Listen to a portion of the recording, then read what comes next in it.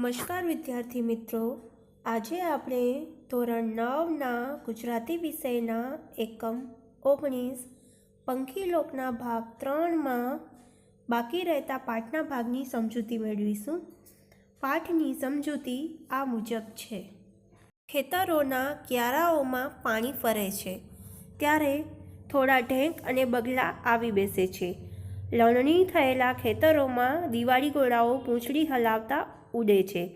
કાળિયાકોસી પણ ફળિયેથી ખેતર સુધી આંટા ફેરો મારતો ઉડે છે, જાણે કશાકનું સુપરવિઝન કરતો રહે છે. એ હજી પૂંછડીની સળી હલાવતા પતરંગા હવામાં સેલ્લારા લે છે ને ઉડતા વેંત પીંછાના અંદરના રંગોથી આભને સીમને છાંટી દેતા ચાસ વીજળીની તાર લાઈનો ઉપર મૂંગા મૂંગા બેસી રહે છે.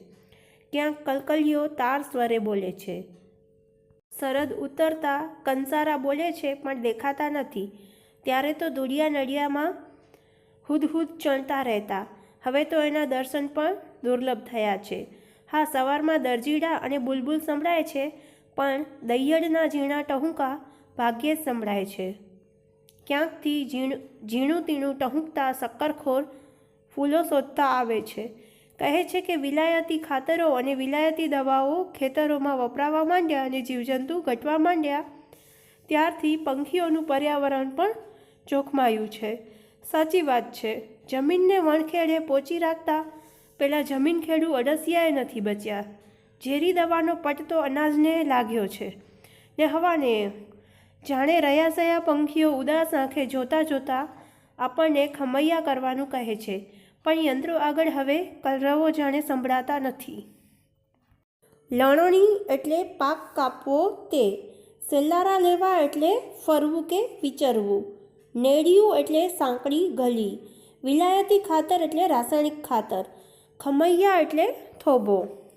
ખેતરોના ક્યારાઓમાં પાણી ફરે છે ત્યારે થોડાક ઢેંક અને બગલા એ પક્ષીઓ આવી બેસે છે અને લણણી થયેલા ખેતરોમાં દિવાળી ઘોડાઓ પૂંછડી હલાવતા ઉડે છે. કાળિયાકોસી પણ ફળિયેથી ખેતર સુધી આંટો ફેરો મારતા ઉડે છે એમ લેખક કહે છે, જાણે કે એ કશાકનું સુપરવિઝન કરતો હોય એવું લાગે છે. હજી પૂંછડીની સળી હલાવતા પતરંગા હવામાં સેલારા લે છે, આંટા ફેરા મારે છે અને ઉડતા વેંત પીંછાના અંદરના રંગોથી આભને અને સીમને છાંટી દેતા ચાસ વીજળીની તાર લાઈનો હોય છે એના ઉપર મૂંગા મૂંગા એટલે ચૂપચાપ બેસી રહે છે. ક્યાંક કલકલિયો બોલે છે, તેનો અવાજ સંભળાય છે અને શરદ ઋતુ ઉતરતા તો કંસારા બોલે છે પણ હવે દેખાતા નથી. કેમ કે પહેલાં તો ધૂળિયા નેડિયામાં હુદહુદ ચણતા રહેતા, પણ હવે તો એમના દર્શન પણ દુર્લભ છે, ભાગ્યે જ જોવા મળે છે. હા, સવારમાં દરજીડા અને બુલબુલ સંભળાય છે, એટલે કે દરજીડા અને બુલબુલનો અવાજ સંભળાય છે, પણ દૈયડના ઝીણા ટહુકા ભાગ્યે જ સંભળાય છે.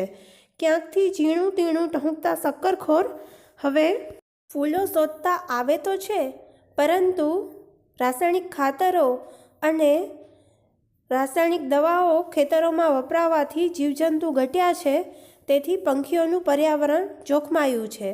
અને એ વાત પણ સાચી છે, કારણ કે જમીનને ખેડ્યા વગર પહોંચી રાખતા જમીનખેડુ અળસિયા પણ હવે બચ્યા નથી અને ઝેરી દવાની અસર તો અનાજને પણ થઈ છે અને હવાને પણ થઈ છે.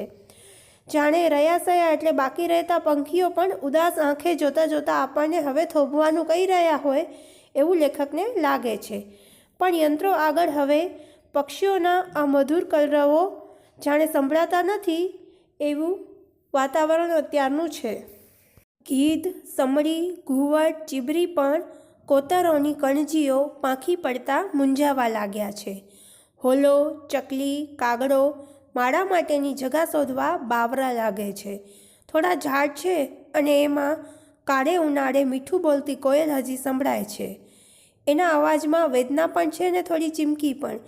ક્યારેક જ જોવા મળતું લક્કડખોદ હજી મારી લીલીછમ છાતીમાં ચાંચ મારતું કડાય છે. હું મને પૂછું છું, ક્યાં છે મારો પંખીલોક? લેખક કહે છે કે ગીધ, સમડી, ઘુવડ, ચીબરી એ બધા પક્ષીઓની સંખ્યા હવે ઘટવા લાગી છે અને એમને ગમતા વૃક્ષોની સંખ્યા ઓછી થવાથી એ લોકો મૂંઝાવા લાગ્યા છે. હોલો, ચકલી, કાગડો વગેરે પોતાના માળા બાંધવા માટે જગ્યા શોધતા બાવરા બની ગયા હોય એવું લાગે છે. થોડાક ઝાડ છે ને એમાં કાળે એટલે કે ભર ઉનાળે મીઠું બોલતી કોયલ હજી સંભળાય છે. એના અવાજમાં વેદના પણ છે અને ચીમકી પણ છે. એટલે કે આપણને એના અવાજમાં ખબર ન પડે પણ સાથે એ કંઈક કહેવા માંગતી હોય એવી ચીમકી પણ છે. ક્યારેક જ જોવા મળતું લક્કડખોદ હજી એ લીલીછમ છાતીમાં ચાંચ મારતું કડાય છે. એટલે કે લીલાછમ હરિયાળા વૃક્ષોમાં ખેતરોમાં ચાંચ મારતું લેખકને લાગે છે અને પોતાની જાતને પૂછે છે કે ક્યાં છે મારો એ પંખીલોક. અહીં આપણી 19 પંખીલોકની સમજૂતી પૂરી થાય છે. ફરી મળીશું નવા વિડીયો સાથે. આભાર.